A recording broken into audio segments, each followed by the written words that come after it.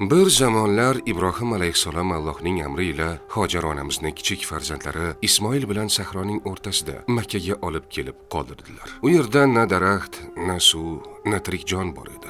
Ibrohim alayhissalom bu buyruqni Alloh uchun bajardilar va duo qilib ortlariga qaytdilar. Hojar onamiz esa yolg'iz qoldi. Ularning yonida ozgina taom va biroz suv bor edi. Vaqt o'tdi. Ismoil chanqay boshladi. Hojar onamiz esa isrob bilan suv izlab yugurdi. U bir tepalikdan ikkinchisiga, Safadan Marvaga borib keldi. 7 marta shunday qilganida Allohning rahmati jilva qildi. Ismoilning kichik oyoqlari ostidan mo'jiza sifatida suv otilib chiqdi.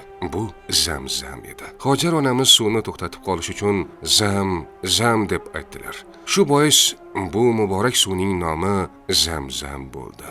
Bu suv oddiy suv emas. Bu Allohning mo'jizasi. Bu duolarga javob, bu umidning timsoli. Oradan asrlar o'tdi, lekin Zamzam hanuz oqmoqda. Bugun ham har bir haj va umra ziyoratchisi undan ichib qalbini poklaydi. Allohdan niyatlarini so'raydi.